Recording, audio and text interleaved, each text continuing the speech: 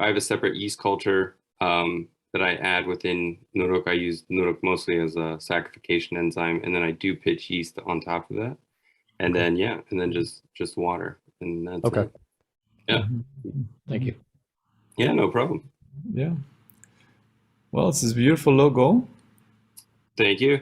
Okay. Okay. Do you want me to go through them side by side for you? Oh yeah, please do. Yeah. Sure. Yeah. So I think the biggest thing that my partner Doug and I wanted to do with Soju is, especially on the international stage, as soon as it's getting more popular, I think more people have eyes on Korea since, Korean cinema, Korean music, Korean food has been massive in the US. But, once Korean food comes, I think what's the natural progression is Korean Suul. And I didn't want everybody to just kind of equate it with kind of the green bottle soju that you have in a noraebang and, kind of just drink it to get drunk. I wanted it to operate at the same level of respect as like a sake or a soju. And so that's kind of our vision, is we want soju to be viewed on the world stage with a high level of respect and kind of show all tiers where, I think, if you look at the beer market, there's everything from low end to high end. And but in the soju market, especially in the US, there's only the green bottle. So we wanted to kind of show a range and kind of show a different outlook or different aspect to soju with Tokki. And that's our mission. Let's see. This is currently our product line that we're doing right now. We do the first one, the Tokki Soju White, is 23%, and this is kind of the way most soju is consumed right now, kind of in the anju style culture, where usually served neat in a shot glass with food. It's really versatile, really nice, really clean.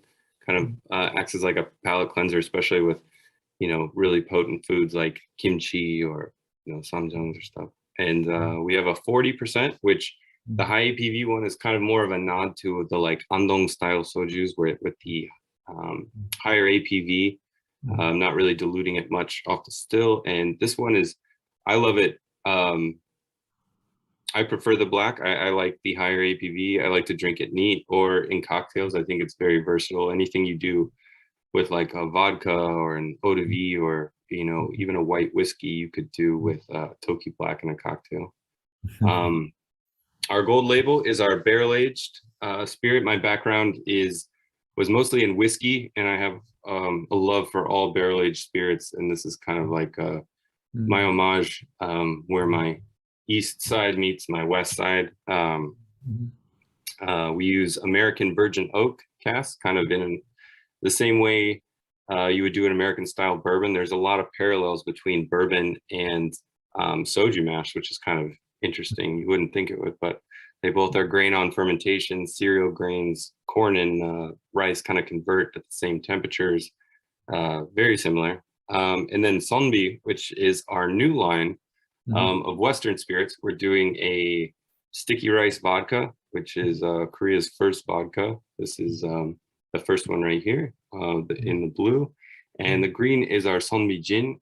And there's a few other gin brands on the market. I really wanted to touch gin because Korea has such beautiful botanicals that I feel like are not showcased on the world stage. I think my favorite ingredient in there is the omija. I think if gin distillers knew about omija, it would be in almost every gin. I think it's perfect. It's super versatile. It gives you that nice peppery note with the tartness, and I just love it. This one we do in a London style, so you can do anything from like a Negroni to a gin and tonic with, but the botanicals are aside from the juniper, all Korean. Very nice, very nice. Okay. Yeah, this is just kind of a background of our team. Doug and I, the first two people, are the owners. We have a lot of experience. We have my head distiller Willie and I. We've worked on projects around the world, from in Panama to Croatia and You know, we've made spirits from everything from fruit to sugar cane to cereal grains. We're a very well-rounded team. Great. This is just kind of our timeline. Like I was saying in my introduction, 2011 was Year of the Rabbit. That's where I first started learning about Korean Soul. I was mostly interested in Cheongju, makgeolli, takju, and yakju then, and it kind of evolved into Soju later on. Yeah, and this is kind of our timeline of where we moved to Korea, where we launched our new products, where we started our bar, and yeah, it's still going strong here in Korea, despite the pandemic.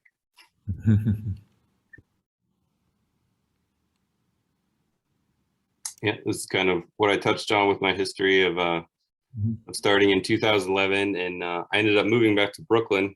And at this time, there was a lot of Michelin restaurants in New York that were Korean, from like Jungshik to Hanjang and Danji, and a lot of people were reaching out to me, and I was making soju before Tokki for a restaurant in Brooklyn called Insa, and the chef was a good friend of mine, Yongsuk, and he asked me if I would make a house soju for them, just because he couldn't pair their elevated food with the green bottle. So I did, you know, kind of like a Andong style soju for him, which is a different recipe than Tokki, and more people kept reaching out to me and liked it and wanted to have, you know, a similar product at their restaurants, and that's kind of what made way to me creating my own brand, so we could try and elevate the category, and you know, Korean food, elevated Korean food could be paired with elevated Korean spirits.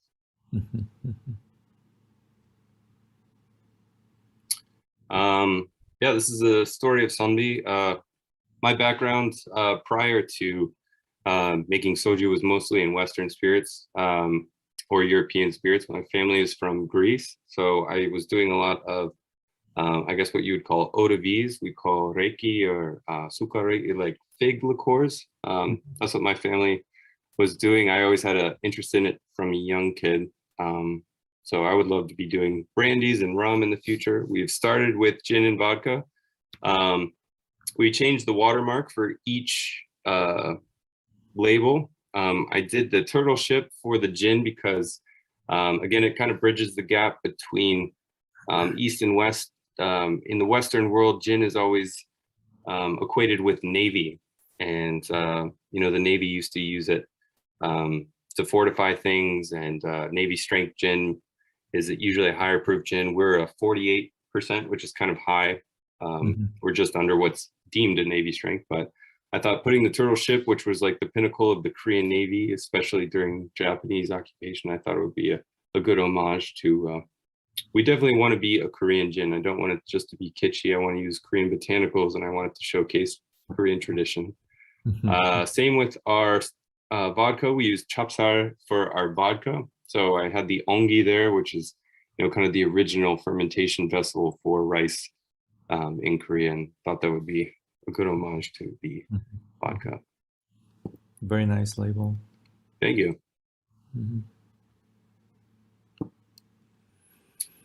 Yeah, this is kind of more background on tasting notes and how you would pair the SKUs that we went over in the previous slide, which you guys can look back on, or if you have any questions, feel free to ask me at any time.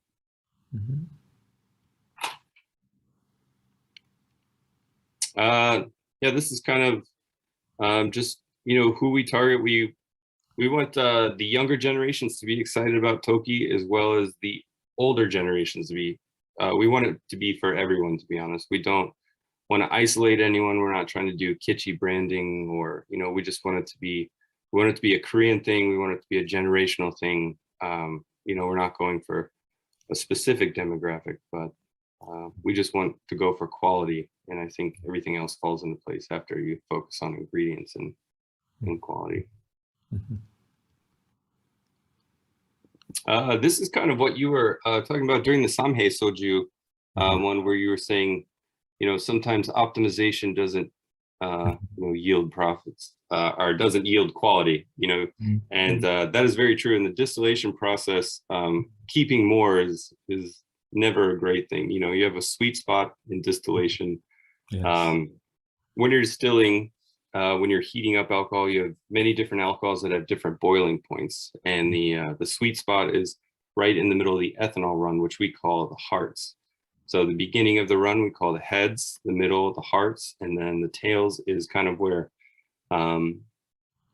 gets a little hot in there. Esters start coming through with some of the waxes, and the APV drops off, all those lipids, and some of the water starts boiling in there. But the sweet spot is the heart. A matrix that most distillers use is they keep about 50% of the run. This is another thing that Samhae was talking about. That's very hard to do with Korean laws. Korean laws are a little hard to navigate because I think distilling is so new and the laws are kind of very old.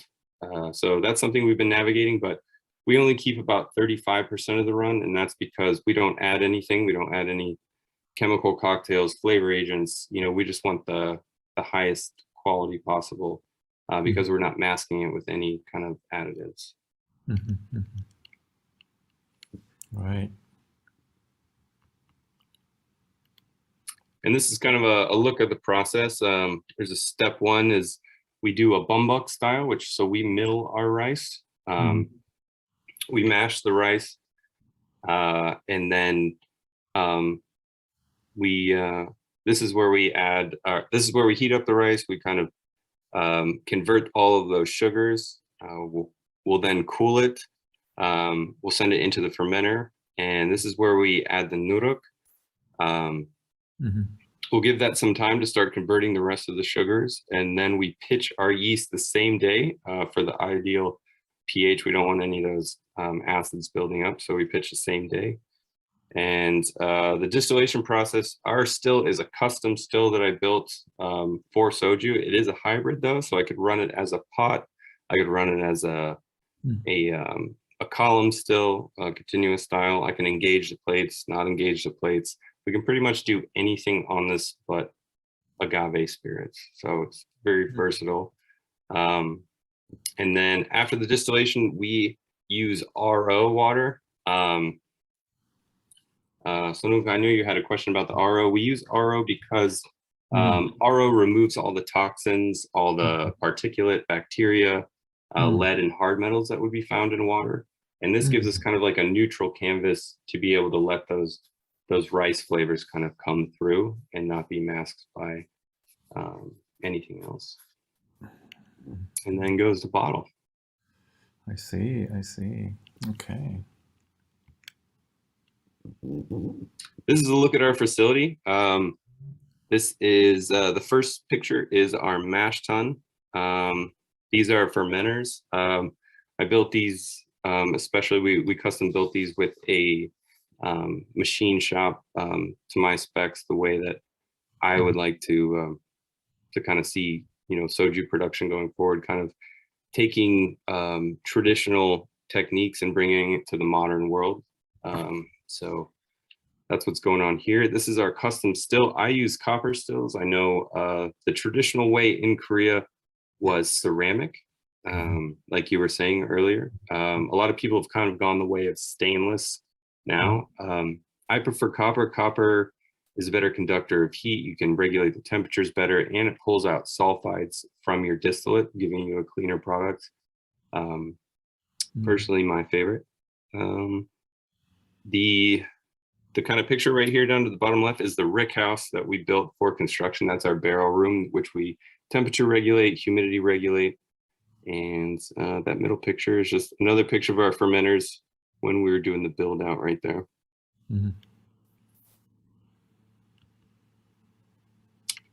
And this is our bar. This is kind of like acts as our tasting room too. This is where we showcase all of our products.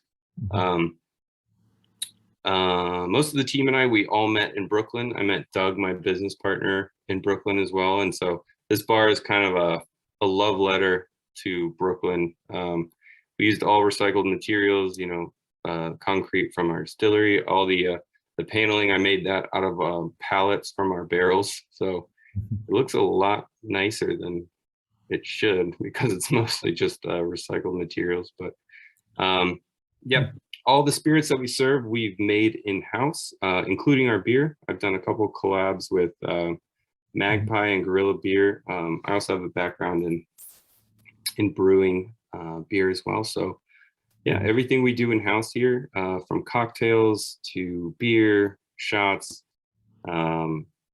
Yeah, and then we serve food. We do New York style, Brooklyn Italian food as well. Kind of Very goes cool. in line with our Brooklyn roots.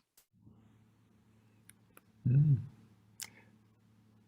Which you guys are all welcome to. We're celebrating 10,000 cases sold in Korea on Sunday. I'm actually flying out to be there on Sunday, Korea time. So come on by if you guys are around. Wow, wish I could go. Yeah. This is great. Yeah, this looks wonderful, Brent. Yeah, it just I didn't know you were using all these recycled material. Yeah, that's amazing. It's amazing. Yeah, we have our friend Wonjun is a really talented guy. He made all the chairs out of the wood. He did the bar inlay out of wood. All I did was pretty much sand and stain the pallets on the ceiling, and he did everything else. It was Very nice. really talented guy. Very nice. Okay, where is this at? This is in the Rise Hotel in Hongdae. In Hongdae. Okay. Yeah. Okay. Wonderful. This is our last slide. Okay. Words. Yep. This is just kind of. I think this is usually what we send to the press to kind of flex our chops here a little bit. Yeah, we've been fortunate enough to gain a lot of accolades for our spirits. We're super proud of them. And yeah, we hold multiple gold and double gold medals in international competition, both at the Worlds and in Hong Kong and New York competitions as well. Very nice. Okay. Thank you for that. We have a question from Yeah, please. an attendee here. Let's see. Well, there was a question from anonymous attendee. Why did you relocate to Korea? Do you have a plan to return to the U.S.? You are back in U.S. Yeah.